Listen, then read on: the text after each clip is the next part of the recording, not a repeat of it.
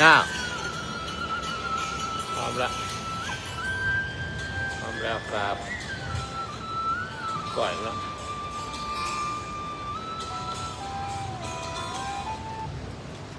โยโส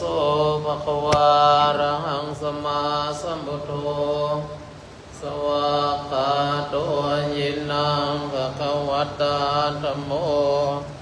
สุปฏิปันโนยัสสะภะคะวะโต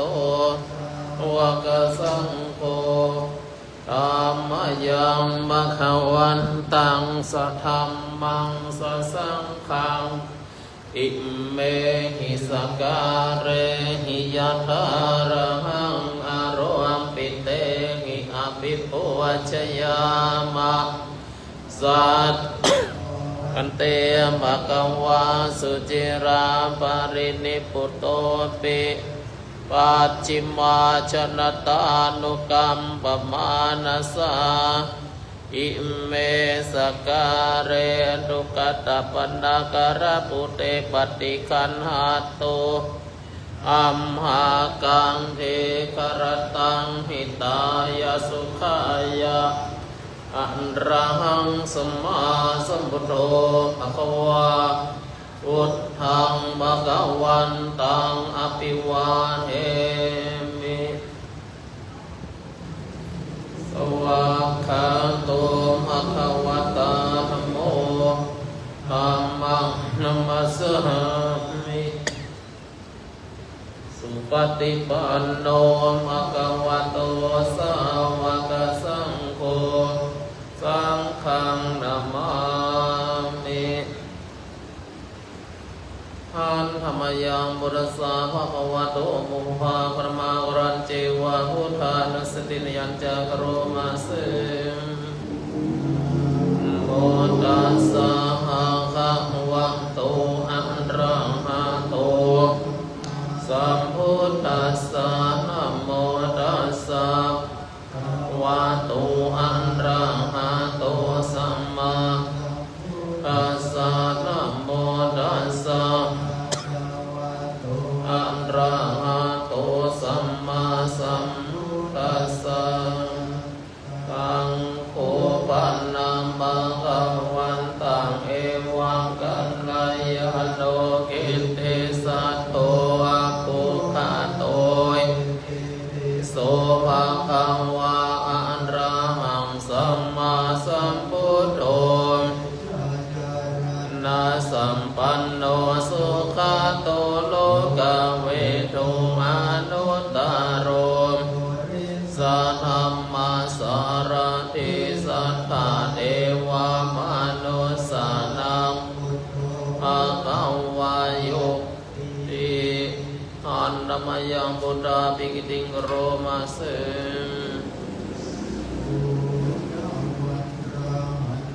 วาราตาดิคุณนาภิโยโตสุตตาภิญาณาการุณาหิ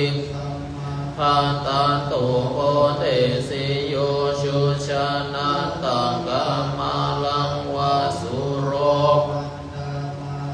ตัมมา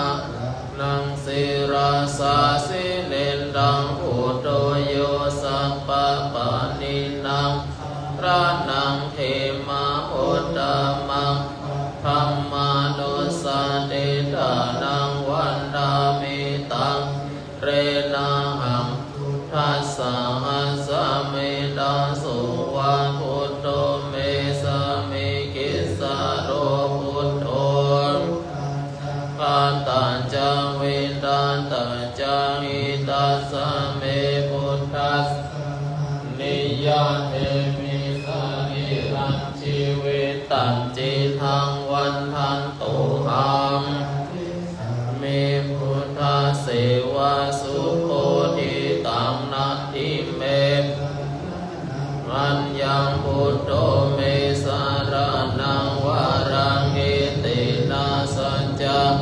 เชนาวัตตยัสสตุสัสเนเมวันดามาเนนายังปุญญังปัสสุตังทัสสะเพปิอันตรายาเมมะเหสุ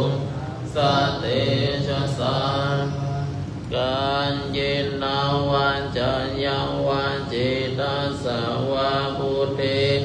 กัมมังปังกาตังมายายังพุทโธปฏิกันหตุยันตังกาลันตะเลสังวาริตุงวะพุทเทอันตวยังธัมมานุสติยังโรมาเสวะคาโตมะคะวะตานะโมสันเทติโกกาลิโกเอหิปัสสิโกโอปันนายิโกปัจจตังโอวินโยหิตาอันดมยังตัมมาปิกิติงโรมาเสวะคาโตมะคะวะตานะโมสันเทติโกอะกาลิโกกัตวะคาตะกาติกุณาโยภวะเสนาสยโยข้าปังกาปาริยันติวิโมกะเปโตธัมโมปัตตานาตาตาทาริทาริวันหามหังรังวาราธัมมะเมตังธัมโมโยนินาสารนังเขมังมุตตะมาตุติยานุสันติฐานังตังเสเรนะหังธัมมัสสะสะเมตาสุวะธัมโมเมสโรธัมโมดุขัสสะขะตะจาวิตาตะจาสะเมธัมมัสสะหังนิยาเรมิสาริรันชีวิตันจิตังอัญจาริสามิมัสสิวาสุธัมมาตังนัตถิเมนังอัญญังธัมโมเมสารนังวารังเอเตนะจาวัชเชนะวัตตยังสันตุสัสสเนธัมมังเมธัมมาเนนะยังปุญญังปัสสุตังทัสสะเพปิอันตรายาเมมะเหสุสติชะสังกายเยนะวาจายังวันจิตังสวะธัมเวกุอัมวังปังกตังยายังธัมโมปันติกันหตุอาจายันตังกาลันตะเลวะธัมเมอันแล้วยาวสังฆานุสติยังโรมาเสปฏิปันโนมังคะวะโตสาวกสังโฆอุชุปฏิปันโนสาวกสังโฆญาญาปฏิปันโนภะคะวะโตสาวกสังโฆสามิจิปฏิปันโนภะคะวะโตกาสังโฆยะติตัญจัตตาริปุริสัพพานิอัตถปุริสัพพุคาราภะคะวะโตสาวกสังโฆนายโยปาหุนายโยทักขินายโยอัญจาริ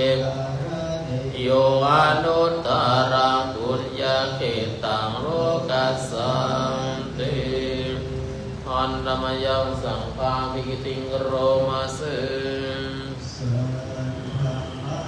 สุปฏิปัติคุณนาติยุตโตโยทัพพิโตอริยปุคคารสังฆาเสโตธัมมาปวาราสยกายจิตโตวันธามหังตัมมาสุตังสังโฆโยสัพพปานินัง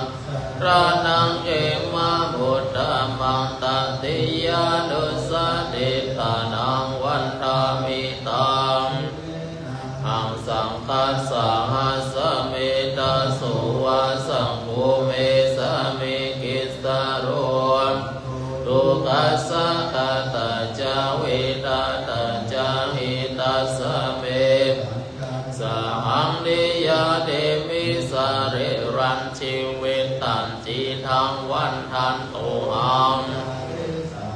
สังฆโสปฏิปันนาตังนันติเมสะระนังอัญญสังโฆเมรังเอเตนะสัญจวัชเชนะวัตตยาสัตตุสัสเนสังฆเมเนนายังปุญญปัสสุตังอิตาสะเปปิอันตารายาเมตัสสะติชะสากายเยนาวันจะยังวันจีนัสสะวันสังเกตุกัมมังบังกตังสังโฆปฏิคันหตุอาจายันตังกาลันตะเลตุวาสังเก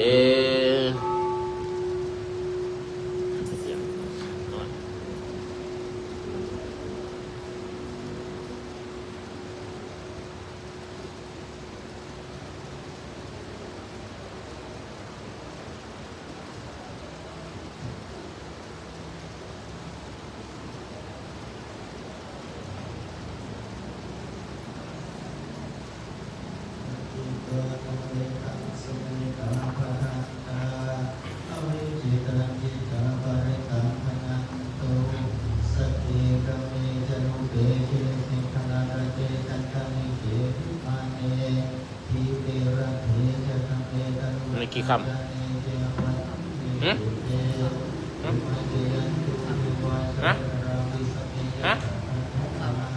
สองวันหนึ่งตัวว่าลูก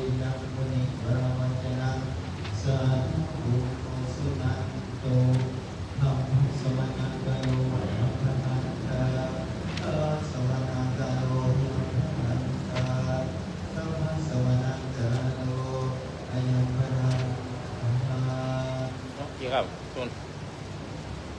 นี่กี่ครับหนึ่งเหรอแต่ว่ามันได้ส่วนวันนี้หนึ่งครับสมันตั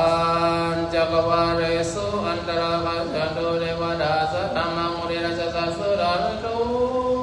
สัพพะบุคตังนะโมตัสสะภะคะวะโตอะระหะโตสัมมาตัสสะภะคะวะโตอะระหะโตสัมมาสัมพุทธัสสะนะโมตัสสะภะคะวะโต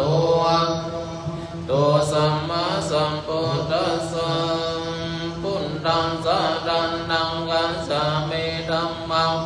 สรณังกัจฉามิสังฆังสรณังกัจฉามิตุติยัมปิพุทธัง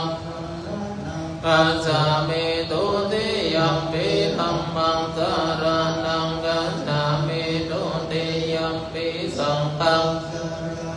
กัจฉามิตติยัมปิพุทธังสรณังกัจฉามิตติยัมปิธัมมัง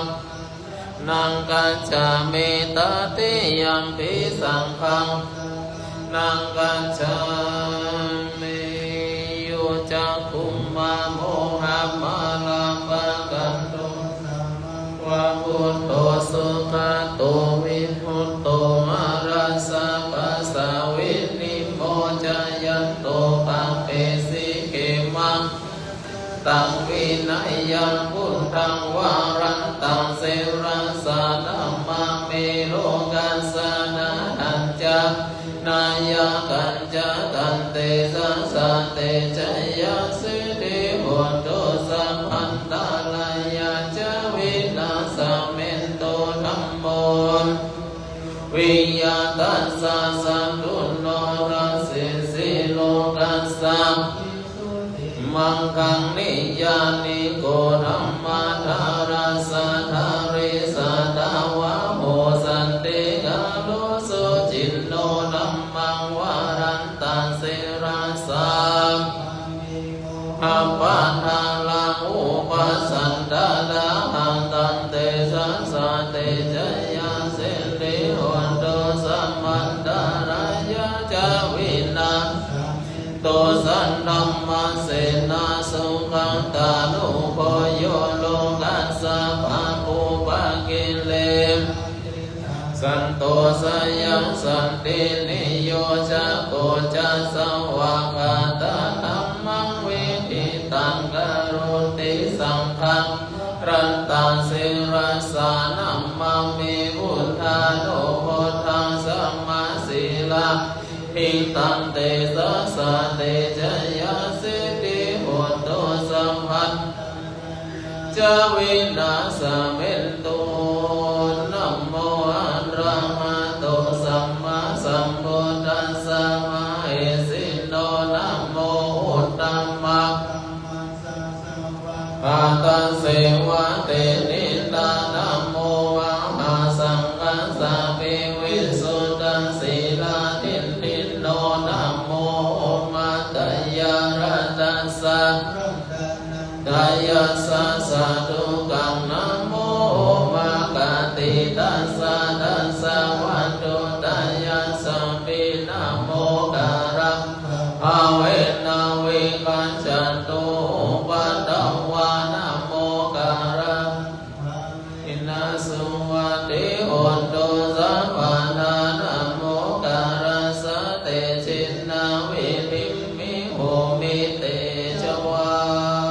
ราชะโตวะโจระโตวะโตวะอุตตะโตวะวิสัจจะโตวะปะโนกะโตวะกันดากะโตวะนาคันตะโตวะชนะปันตะโรกะโตวะสัตตัมมะอาสันเตเตโตวะสัพพุริสโตวะจันทาเตอาสามิกาโกนาโกโกระเอเวชิกามานิสัมปติปิอัจฉตรัสสะสุการะมหิสายังการะคัสสตินานาทุกขโตวานานาอุปันนาวะโตวาระหังพันธันตุเยสันตาสันตาจิตตาติสารันนาสาลันนาเอตาโลเกภุมมาจะเทวะคุณาคันนาคาหันนังหัยยวัตตาสัมภกาลังยันตุเทวาวรกันนาคัมมะเยเมรุราเชวะสันโดสันโดสันโดสะเหตุโมนิวาราวัจนังโสตุมังคังขังสัมเบสุจักวาเลสุยังภาเดวะจะพรังมุโนยังอัมเหหิกาตังปุญญังปฏิสังกังเหตังนุโมติตวาสัมมัคคะสัสสเนรตาปัมมาดารามิตาโหนตุรักขาสุวิเศษตุสัสสะนัสสะจโลกัสสะวุติภวันตุ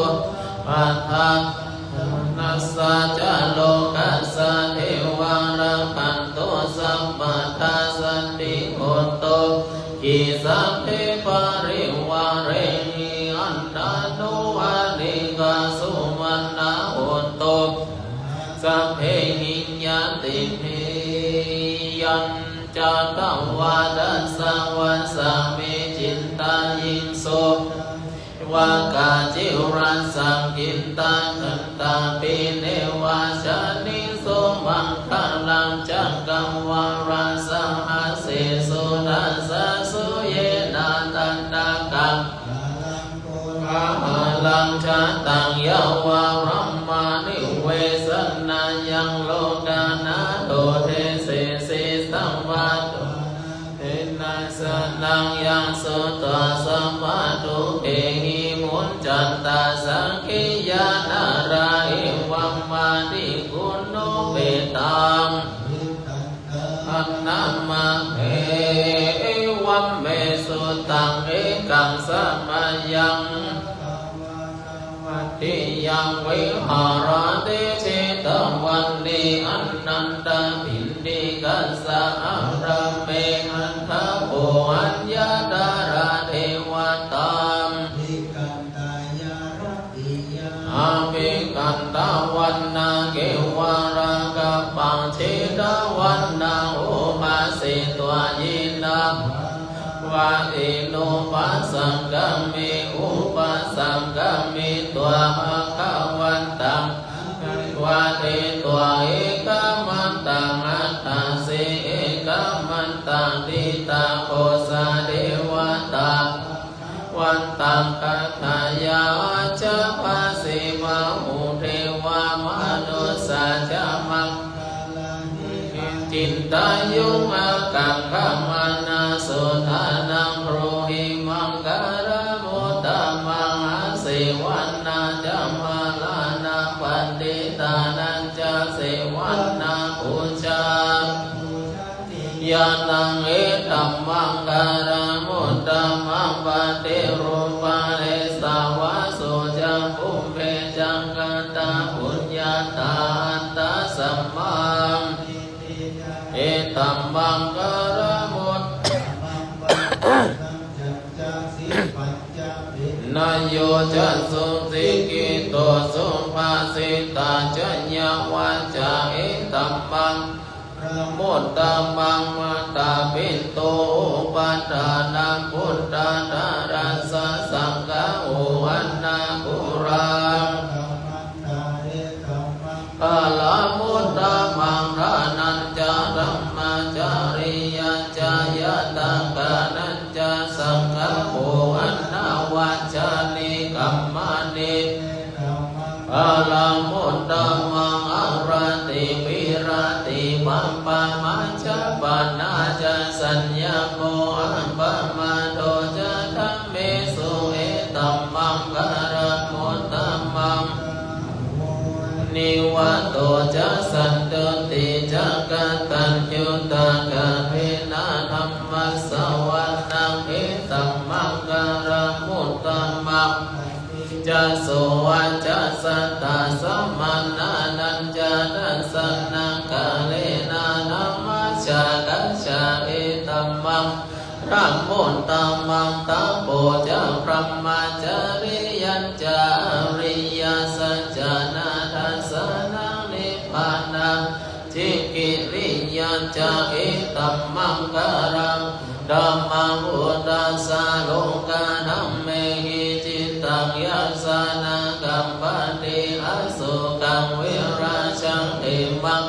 กัมมังการังมุตตมังอิตาดิสานิกัตวนาสัมมาธัมมังราชิตาสัมปันนาปัจจันตุตันเตสังรามุตตมันเตมหามังกะสุตตาชยสันนังกัตตาพุทธาเชตัวมาลังสวะหันนังจัตตุสัจจังมัตตาราสังเยปิวิงโสราสัมภะตังหังการาทโยวิสัตตินายกะสัมเหมันเดติตังหังทะเกเตโมนิสาลาสีเสบันเดติโตมหังธัมโมระเวโรจเนสังโฆมันเดติโตมหังสัมภะกุณากะโรอัตเยเมอโนโรโตสาริปุตโตนิโกทัญโยทิมังกัสสมิลันโนเจ้าวังมังเกรังกินเนสัมวันเนไมหังอาสุงอนันตราหุรากัสสะโพจักหานาโมอุมาสุงวังมาสุตะเกเกสันเตวินติมังกัสสมิโยวะปะปังกะโรนิสินโนสิริสัมปันโนโสภิโตมุนิปุงกะโมกุมาระกัสสะโพเทโรนาวานะโกโสไมหังวัฏานินิจังปฏิตาสินากะโลปุณโนอังคุริมาโลจะอุปาลินันดาสิวันเดอิเมปัญจมหาเทรา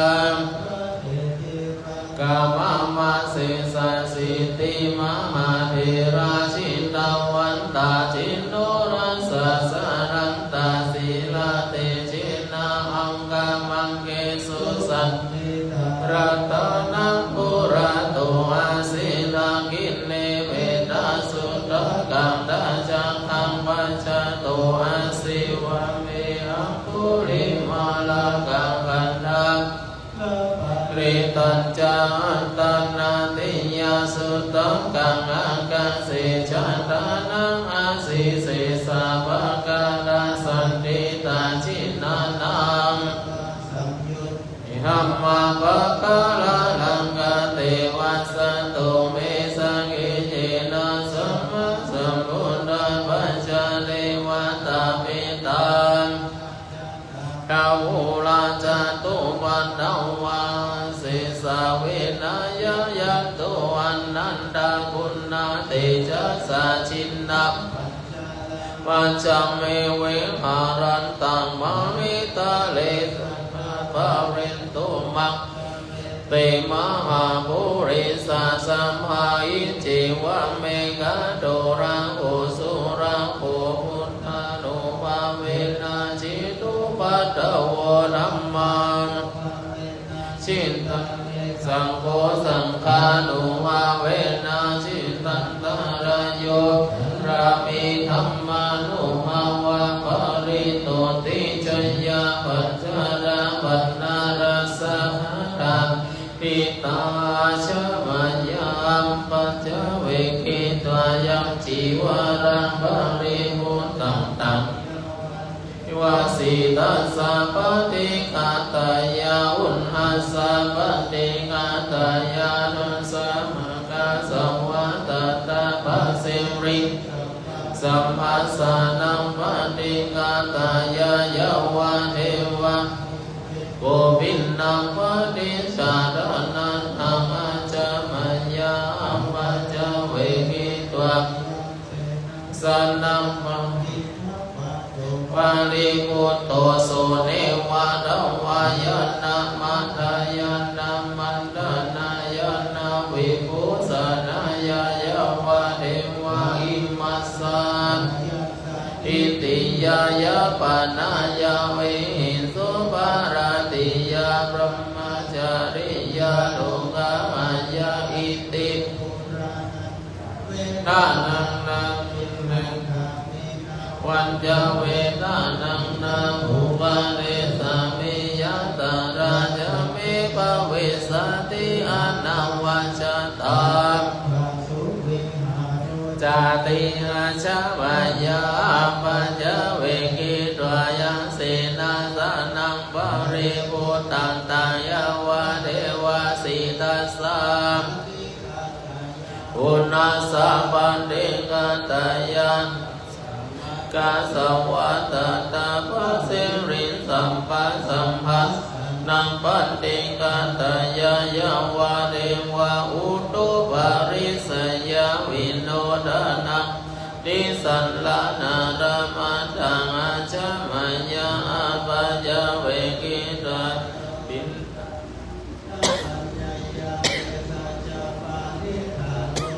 ริปุตโตโสยาวะเทวะอุปันนานังอาติกานังเวทานานังปฏิฆาตายาอัปยารมาตายาติมะภูมิมานังเทวานังสันตังสุตวะจันโตมหาราชิกาเทวา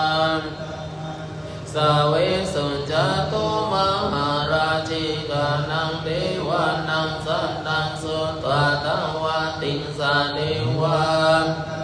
โดสาเวสุตวะติงสานังเทวานังสันตังสุตวะยามาเทวาสันตมาโนสาเวสุยามานังกังสุตวะตุสิตาเทวาสัตตมนุสาเวสุตุสิตานังวานังสันตังสุตวะนิมมานังรติเทวาสันตมนุสาเวสุนิมมานังรตินังวานังสันตังสุตวะปารานิมิตตวัสสวัตติเทวาสัตตมนุสาเวสุนิมิตตวัสสวัตตินังเทวานังสันตังสุตวะมัคคายิกาเทวาสัตตมนุสาเวสุเวตัมป ภะคะวะตามัลลานาสิยามกันเนมิคาดาเยอนุตตรังธัมมาจักกังภวัตติตังอัปติวัตติยาสัมมันเนนาวะเฮเวนาวะมะเรนาวะนะโมนาวะเกนะจิวะกัสสมินเตกิติหัตเตนะคะเนนะเตนะโมโหเตนะโลกัสสะโตอะปุกัจจิอายัจจาตัสสะสะสิโลกัตตะโตสังกัมปิปิสัมภเวทิอัปปมโนจะโอละโลวาโสโลเกมาตุระโหสิหันติกัมเมวะนังเทวานุวาวังอันดังโอวะกังวาอุนานาโอทาเนสิอัญญาสิวัตตะโพวัตตะโพโกนันโยติอิติหิทังอายัสสมาตุโกนัญญาสะอัญญาโกนัญโยทเววัปอาโหสิติธัมมาจังกัปปวัตตนาสุตังหิตาตุกัปปัตตายนิตุขามยัปปัตตายนิพยาสุกัปปัตตาโตสัพเพปิปานิโนเอตวัตตาจังเมหิสัมปะทังปุญญาสัมปะทังสัพเพเทวาโตสัมปะสัมปติสิทธิยาดันดังดันดันโตสัตตยาสีลังรักขันโตสัมปันดามวันนาปิราตาอุตโตโตเทวตากตาสัพเพบุญนารัมปันดาปัจเจกานัญญยังวารังอัตตานัญจเดชินารักังวันดาวิสัพโสวะตุสัพพมังคารังรามันโตสัมสัพพะพุทธานุภาเวนะสันตสุทิมวันตุเตมวัตตุสัพพมังคารัง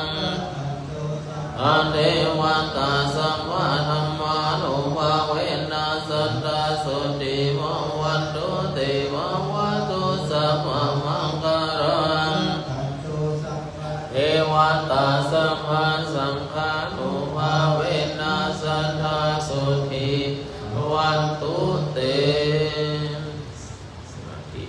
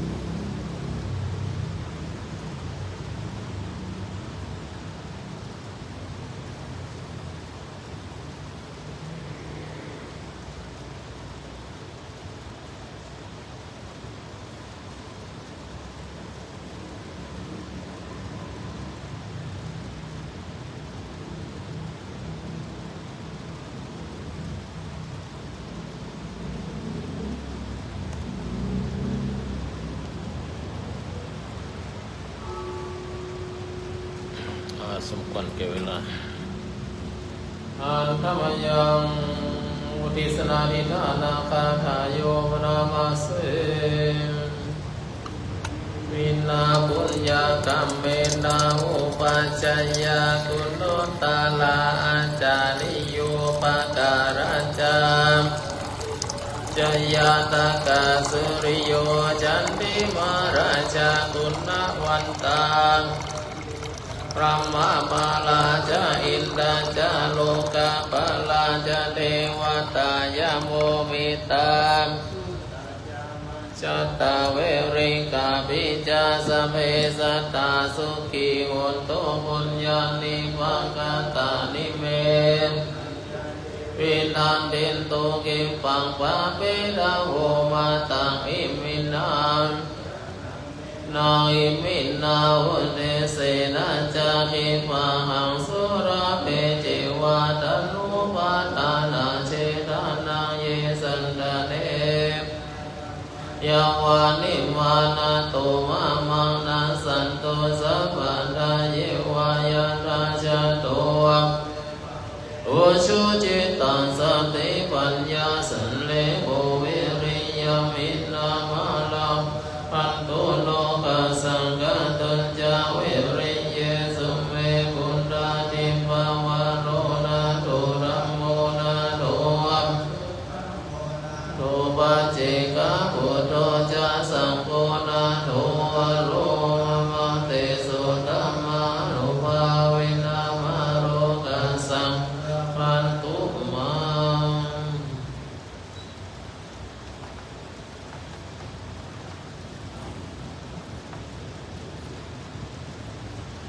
นะโมตัสสะภะคะวะโตอะระหะโตสัมมาสัมพุทธัสสะนะโมตัสสะภะคะวะโตอะระหะโตตัสสะนะโมตัสสะภะคะวะโตอะระหะโตสัมมาสัมพุทธัสสะโอชะนิยังมหาเจติยังสันทานังพุทธัสสะสะเนมโนรัสสะโมทันนังโลกะโมนิเทเวสุตังเอตัมปิสิรัสสะสัตโตนะมามิหังเอมินามะมะกะเรนะสุขิโตเมนิมมะโยติ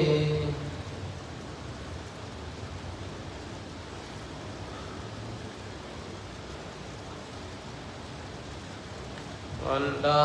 มิวันเตสัพพังอภาราทังกัมมาธเมวันเตสามินาอนุโมทินามังสามินากตังปุญญาไมหังตาตัมังสาธุสาธุอนุโมทามิวันตามิบุญตังสัมปังเมวันโดสังฆมาธเมวันเทวันตามิธัมมังปังเมวันโดสังฆมาธเมวันเทวันตามิสังฆัง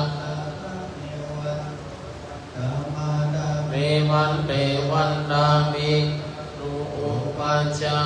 จาริเยสัมปังเมวันโดสังฆมาธเมเทวันตามิกัมมตานังสัมปังเมวันโดสังฆมาธเม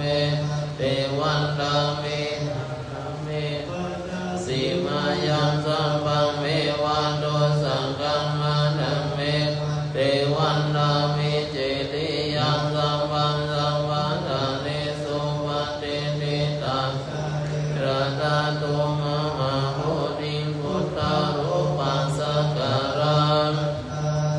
โลเกเทวาโลเกพระมาโลเกจัมโพธิเปลังกาดิเป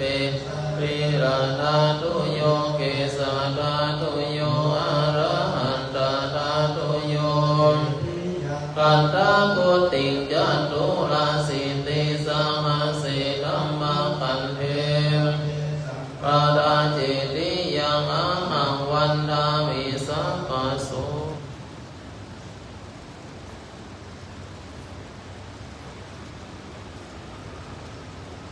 อ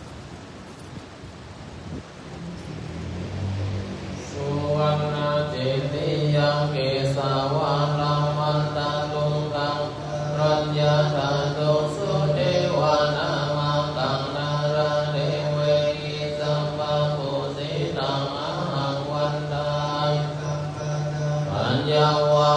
สามิเยวะจันติมาหิวะตารายังปิตังกัตถเยสะจันนานิยาติเกติโภคะมาวารังอภยานิวารานังอรหังสังฆโสภานัง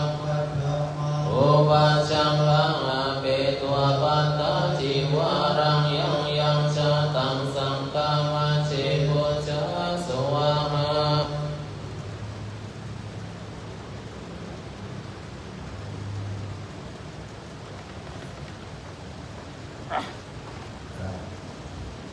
ข้ามีความสุขความเจริญอยู่พร้อมเย็นเป็นสุขกันทุกท่านทุกคนทุกองค์ทุกคนด้วยเถิดก็เขาโค่นนั่นแหละไอ้โค่นต้องเพิ่มแกะที่ไหนมันติดถล่มเนี่ยไอ้คนหลอด3 คนตายอย่างเงี้ยนั่นไอ้เอาตำบลออกเอาเครื่องไม้ตรงมือนั่งๆหน่อยมันไม่ได้เอาแค่ยังกล่องมาเดินแล้วตึก4 ชั้นวะนี่เอาเครื่องมือใหญ่ๆไปยกตำบลออกยกของยกนะยกไปตีนั่นเห็นหลอดในปฏิหารมั้ย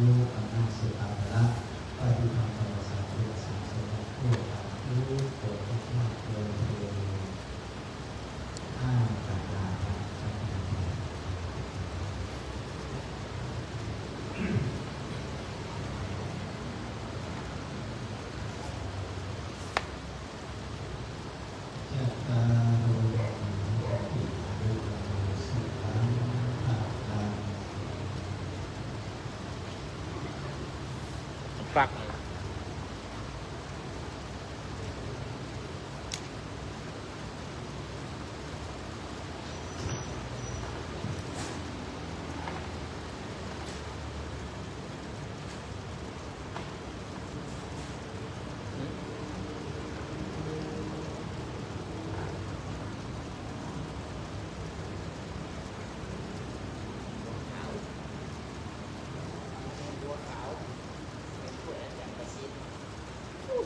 ที่ไหนตัดข้ามดูดิตอนแรกก็อยากเอาตู้นั้นไปช่วยเอ้าก็ตู้นั้นสมัครตายเนี่ยแต่มันซื้อนี่เอาน้ำหรือเปล่าไปหาเลยเงินติดต่อ500ขึ้นไป500คือตอนแล้วเช็คบ้านเขาไปไหนหอดไป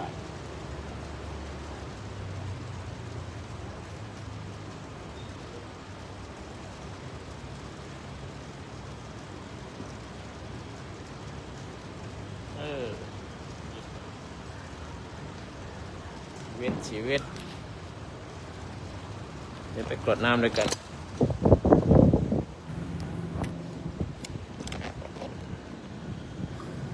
เอาปักเอาปัก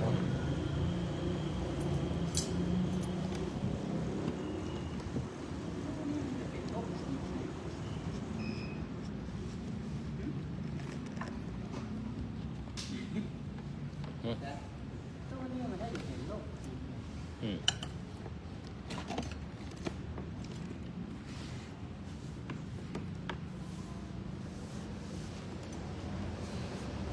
เดี๋ยวเรามีอย่าง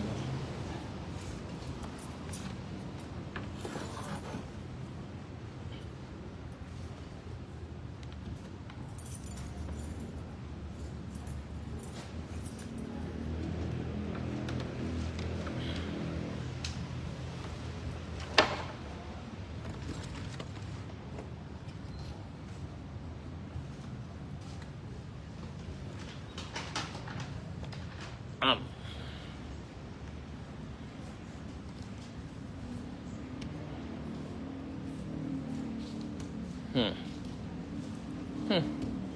เน้นหน้ามันนี่เอาซื้อไปเอาว่างอย่างนี้เอาปุ้นก็ได้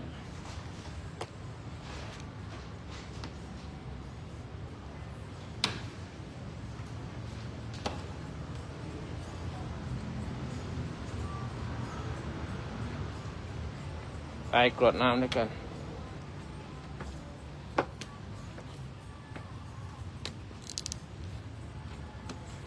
โลกโมลี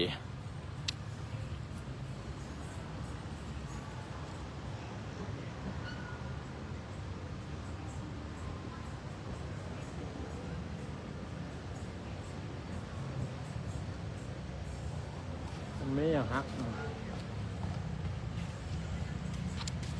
ไม่มีอะไรเสียหาย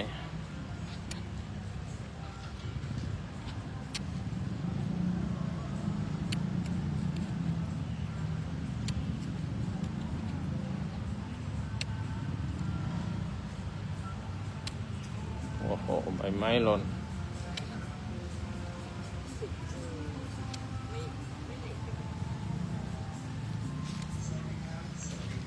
อืม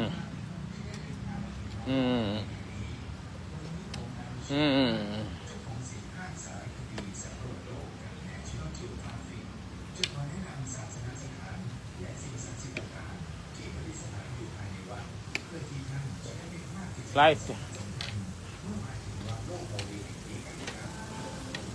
ใครมีที่กรวดน้ำนะในการกรวดน้ำในการกรวดน้ำให้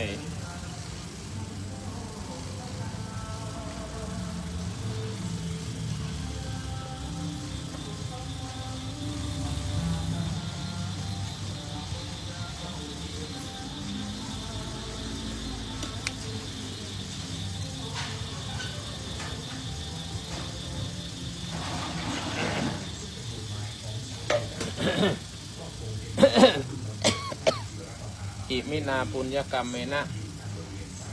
ได้เดชบุญกุศลทั้งหลาย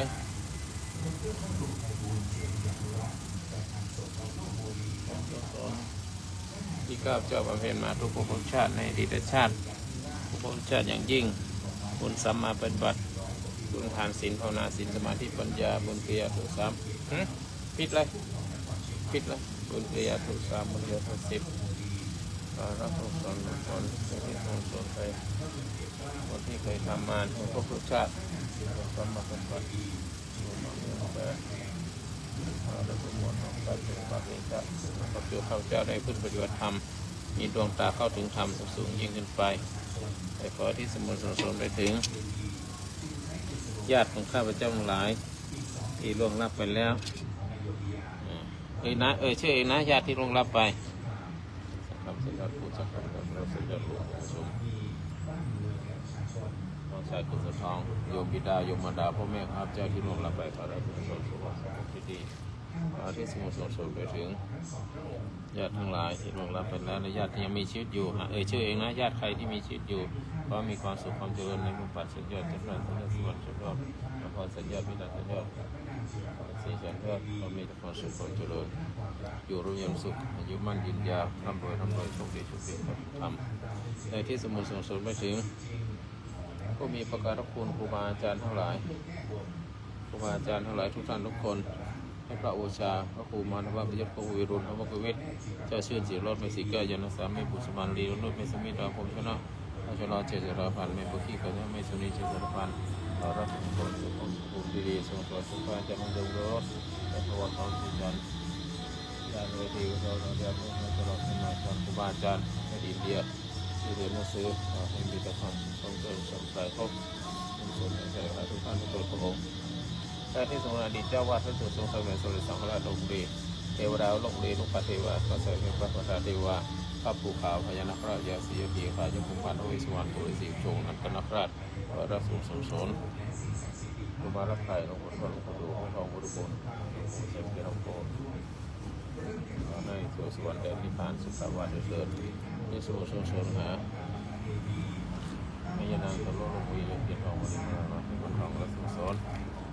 คเทวากสัพเพทวาภูมิเทวาจตุมหาราชิกาเทวดาดาวติงสาเทวดายามาเทวดาตุสิตาเทวดา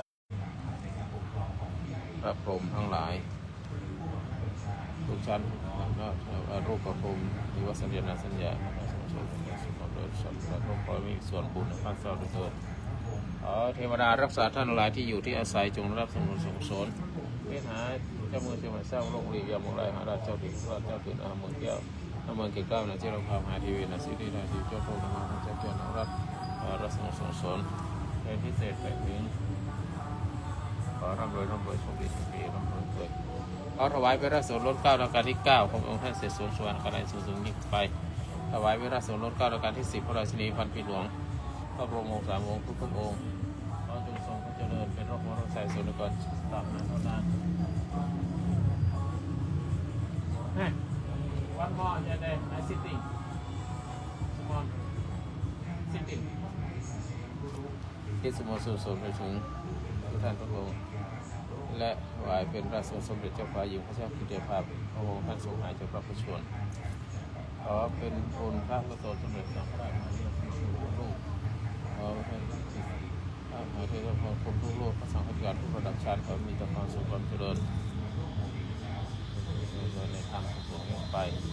นายกรัฐมนตรีคณะรัฐมนตรีผู้บริหารประเทศกระทรวงทบวงกรมกองแพทย์หมอพยาบาลต่อจดตำรวจทหารขอรับส่วนมีความสุขความเจริญขอรับบริการทั้งหลายคณะองค์คมนตรีทางองค์คมนตรีคณะสสนสวนาสภาขอรับส่วนให้แผ่ไปท่านด้วยความส่วนเก็บการอะไรนะส่วนขอมนุษย์นามีความสุขความเจริญรู้สึกว่าบุญชนให้ไปแล้วก็สัตว์ทั้งหลายมีความสุขเลยท้ายที่สุดขอข้าพเจ้าและเพื่อนๆทุกคนที่อยู่ในห้องนี้จงมีแต่ความสุขจงมีแต่ความเจริญมนุษย์สมบัติสวรรค์นิพพานสวรรค์มีความสุขความเจริญอายุวันโนสุขังพลังสาธุ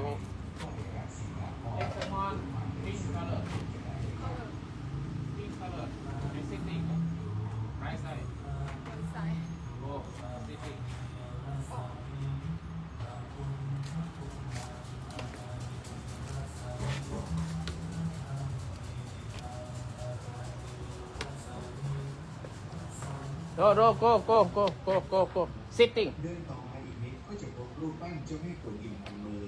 พระโพธิสัตว์ของพระพุทธศาสนาฝ่ายมหายานซึ่งผู้คนนิยมมาไหว้แก้ปีชงเสริมดวงเสริมโชคชะตาราศีซึ่งเชื่อกันว่าการสวดคาถาบูชาเจ้ากวนอิมจะช่วยเสริมมงคลในชีวิต small box where small box ช่วยบรรเทาความทุกข์และโรคภัยไข้เจ็บที่เกิดขึ้น no small box หรือใครที่มีปัญหาติดขัดไม่สบาย basket small pink color การเงินความรัก hey เชื่อกันว่า this side okay ที่อธิษฐานขอพรอย่างแน่วแน่ก็จะสำเร็จ this side ปีนี้สายมูคนไหนดวงชงหรือรู้สึกว่าดวงตกชีวิตไม่ปัง เออ งานมีอุปสรรคแถมโชคลาภยังไม่ดีต้องไม่พลาดไปขอพรจากเจ้าแม่ตัวดีพันมือกันนะครับ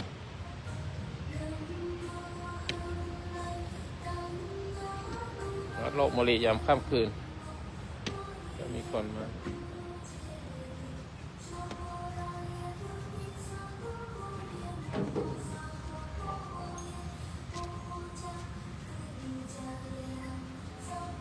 อีกหนึ่งสิ่งศักดิ์สิทธิ์ที่ต้องไปสักการะบูชาในวันโกยนี่ก็คือองค์หลวงพ่อเงินเปิดโลกใจ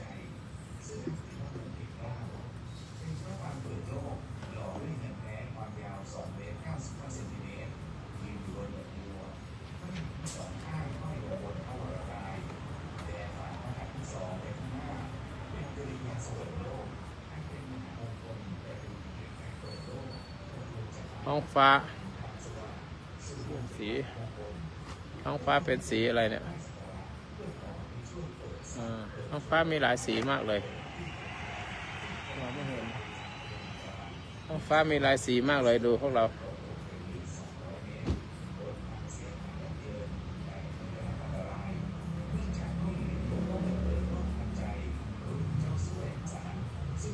ท้องฟ้ามีหลายสีคลิปหน่อยคลิปภาพนี้หน่อยตักคลิปภาพนี้หน่อยท้องฟ้ามีหลายสี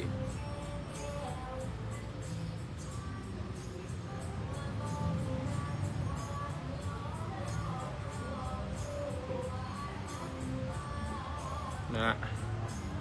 ใครที่เห็น TikTok ครูบาลมีโค้ดก็ติดตามไปห้องคุณมณินทร์นะติดตามช่องนี้ไปก็แล้วกันก็ขอยุติการถ่ายทอดสดเจอกันใหม่พรุ่งนี้เช้า 5:55 นาทีขอมีความสุขความเจริญวันนี้มีสุริยะปราคาดูท้องฟ้าจะเปลี่ยนสีเห็นชัดเลยแต่นี่ไม่เห็นนะท้องฟ้าเปลี่ยนสีนี่สุริยะปราคาท้องฟ้าเปลี่ยนสีก็เจอกันใหม่พรุ่งนี้เช้า 5:00 นะแต่ท่านใดที่จะติดตามไปก็ไปฟังธรรมะหรือใครยังไม่ได้เป็นเพื่อนยังไม่ได้ติดตามครูบารมีโค้ชก็ติดตามธรรมะมีข้างในเยอะแยะอยากจะดูธรรมะข้อไหนเรื่องไหนก็เข้าไปดูได้อยากจะแชร์ธรรมะอันไหนก็เชิญแชร์ตามสบายท้ายที่สุดขอมีแต่ความสุขความเจริญทุกประการโดยเถิดสาธุ